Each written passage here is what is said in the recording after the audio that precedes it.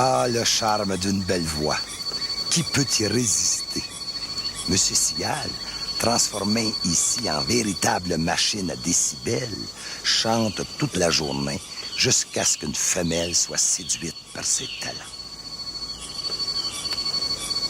La plupart des insectes ont une seule occasion d'aimer tout au long de leur vie. Pas étonnant que leur chant d'amour soit si plaintif.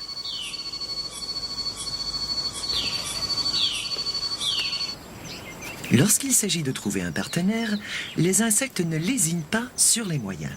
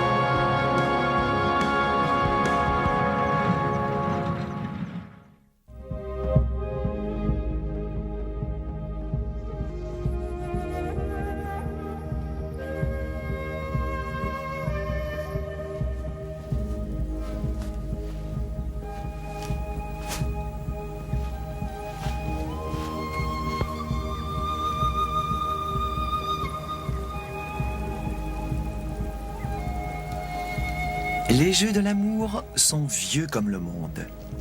Bien avant la venue des humains sur Terre, et même celle des dinosaures, les insectes ont trouvé un moyen infaillible pour assurer leur survie.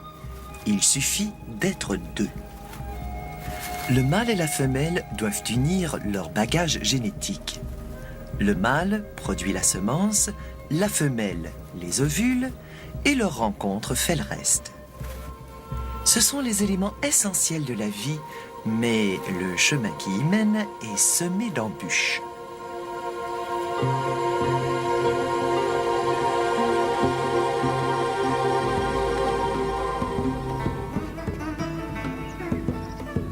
Parfois, l'entomologiste est obligé de se mettre le doigt entre l'arbre et l'écorce.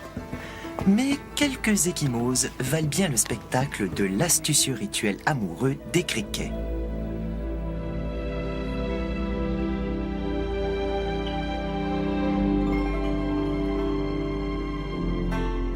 Chez eux, le sexe est préemballé. Le mâle dépose sa semence dans un petit sac blanchâtre, puis le colle sur le ventre de la femelle. Ils sont vraiment devenus un couple inséparable.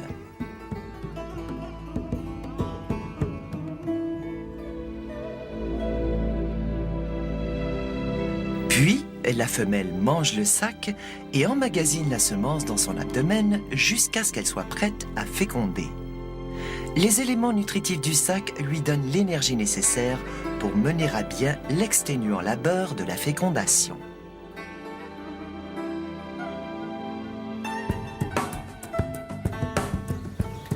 Escalader une falaise comme celle-ci n'est rien en comparaison de l'énergie que doivent déployer certains criquets mâles dont les sacs contenant leurs semences représentent le tiers de leur poids. Chez certaines espèces, s'accoupler est plutôt risqué, même si le mâle se montre d'une délicatesse exemplaire. Prenons les menthes. Presque tous les mâles perdent littéralement la tête pendant l'amour.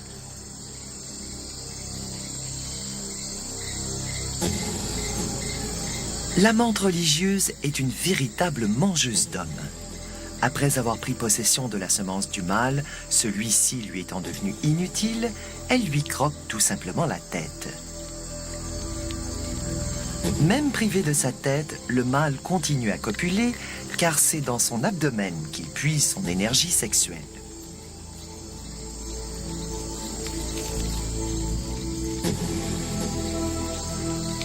C'est ce qu'on appelle une femme fatale. Pour s'assurer que leur accouplement soit mené jusqu'à son terme, les insectes sont souvent obligés de copuler dans des positions fort surprenantes. Les punaises, par exemple, s'accouplent dos à dos. Cette étrange position semble s'inspirer d'un Kamasutra pour insectes qui voit ainsi les choses du même œil. La plupart des insectes adoptent une position plus conventionnelle. Mais ils doivent d'abord trouver un partenaire et donc s'engager dans les jeux immémoriaux de la séduction.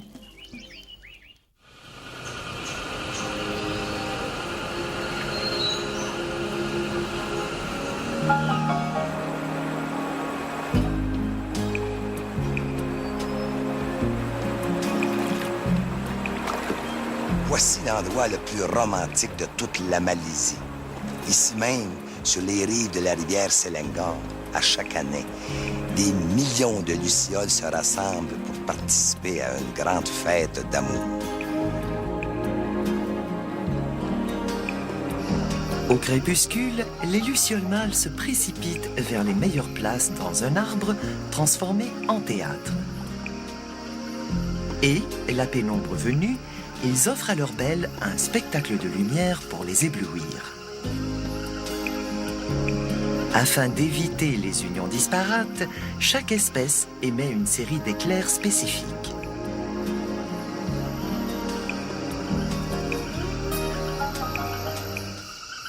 Chose stupéfiante, les mâles synchronisent leurs émissions pour illuminer le ciel comme des feux d'artifice.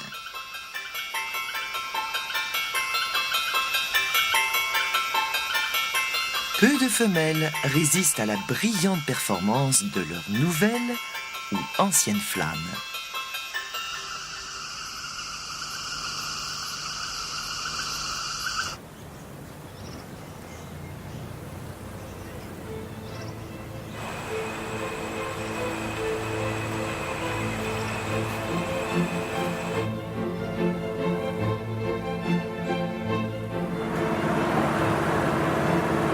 Rares sont les anniversaires de mariage dans le monde des insectes, car la plupart de leurs relations amoureuses ne durent que quelques heures.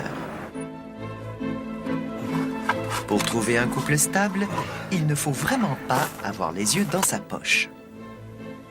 Il existe actuellement un seul exemple connu d'un couple d'insectes restant unis toute la vie. La reine termite et son mâle. Ce couple vivra ensemble jusqu'à une quinzaine d'années dans son confortable rez-de-chaussée.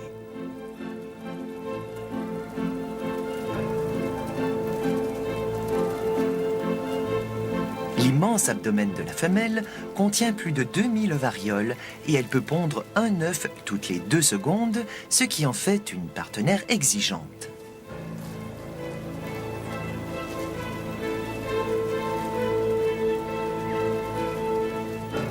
Contrairement aux termites, chez les fourmis, les reines sont polygames.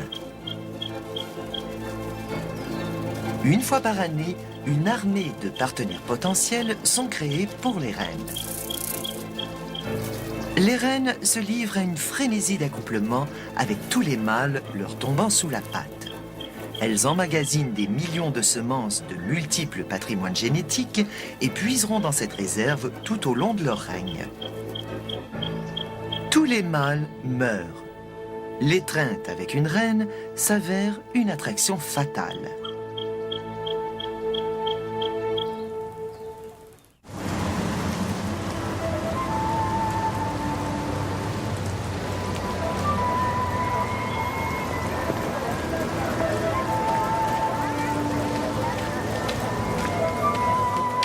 Hey, les gars, vite, vite, vite, venez voir!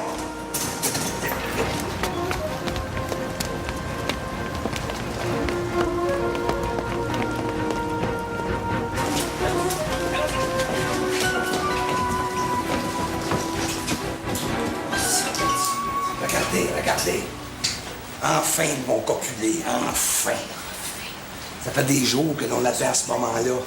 Quel spectacle incroyable. Quelle occasion unique. Voici une scène que vous ne verrez jamais dans la nature. L'accouplement des bombyx du mûrier. Leurs rejetons sont les célèbres vers à soie.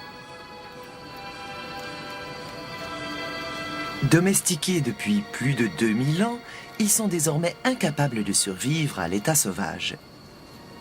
Ils ont besoin de notre aide pour se reproduire. La femelle ne peut voler. Quant au mâle, il ne peut la découvrir à moins qu'on ne la place à quelques centimètres de lui. Ils ont tous deux besoin de l'intervention d'un marieur humain.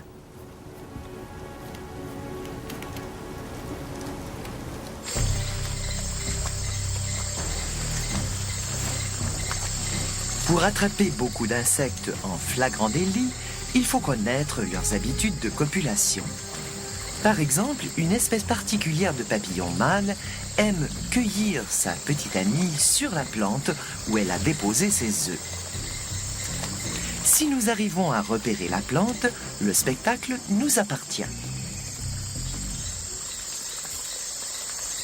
Les insectes nous ressemblent beaucoup. Ils veulent un partenaire attrayant, possédant des gènes sains qu'ils pourront transmettre à leurs descendants.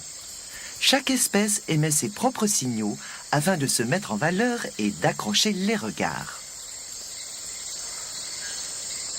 L'amour donne des ailes à ce mâle qui les déploie pour impressionner une femelle qui passe.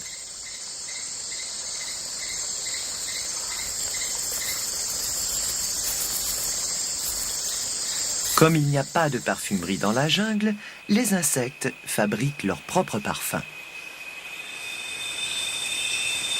Chaque espèce de papillon dégage une odeur particulière que même nous, les humains, pouvons détecter. Menthe poivrée. En volant jusqu'ici, ce papillon de nuit géant a laissé sur son sillage une traînée de parfum. Phénomène incroyable, le mâle de la même espèce peut en déceler la trace même à une distance de 10 km. Le comble de l'amour à distance.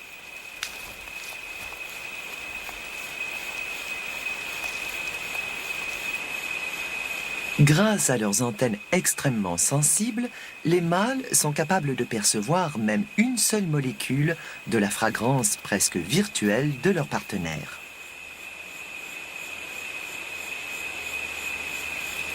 C'est le cas de le dire, l'amour est dans l'air.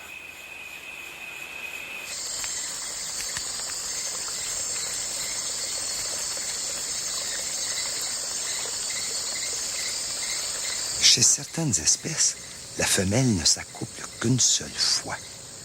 C'est pourquoi, si le mâle veut avoir la chance de procréer, il doit être le premier.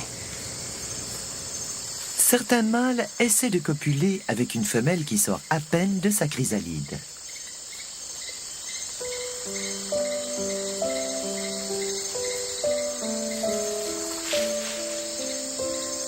Mais au moment de la pondaison, c'est la femelle qui est généralement maîtresse de la situation. Même si elle fait appel à une cohorte de mâles, elle est en mesure de choisir la semence qui fécondera ses œufs.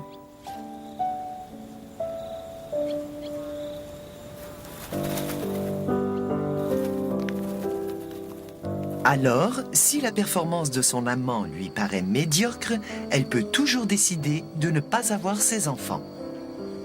Dans les familles de cette espèce, c'est la femelle qui porte le pantalon.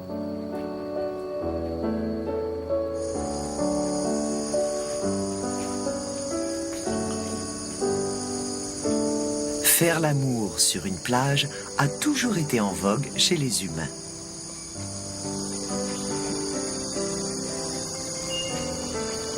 Alors, pourquoi pas chez les libellules? Et leurs ébats sont plutôt acrobatiques.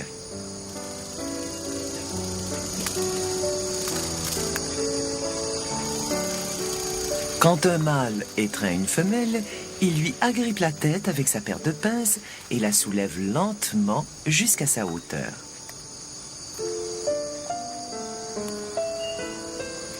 À nos yeux, cela manque peut-être de romantisme, mais à chaque espèce, ses fantasmes.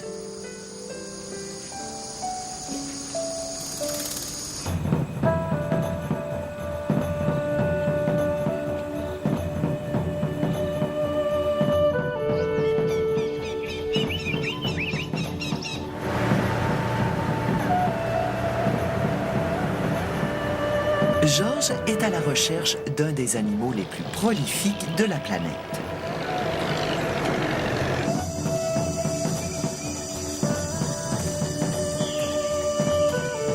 À première vue, les coléoptères ont peut-être l'air maladroits, mais leur armure étincelante leur donne l'allure de nobles chevaliers.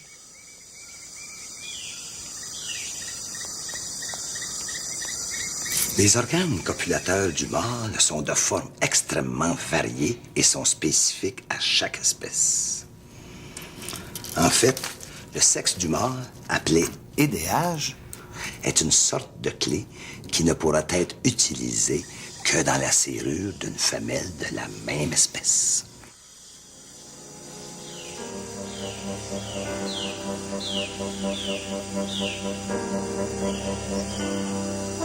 Les dynastes Hercule portent bien leur nom. Ces messieurs très romantiques peuvent s'accoupler jusqu'à 24 heures de suite.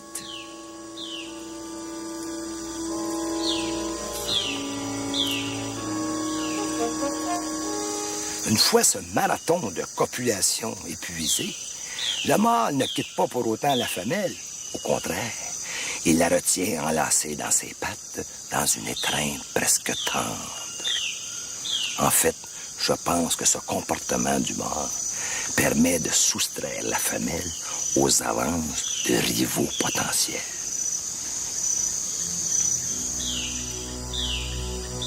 Dans le monde des dynastes Hercule, la bataille des sexes jette les mâles l'un contre l'autre, tandis que la femelle attend le gagnant.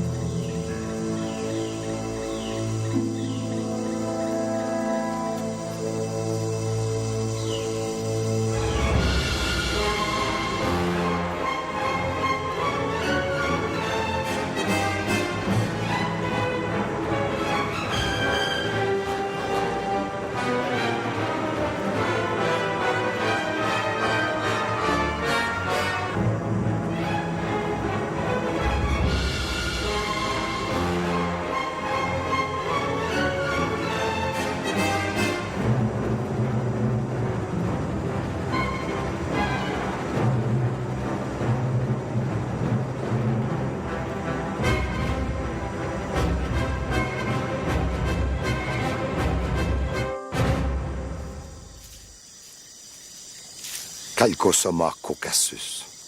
Quel beau spécimen. Un des plus gros coléoptères du monde. Seules des forêts tropicales humides comme celle-ci en Malaisie peuvent générer de telles espèces.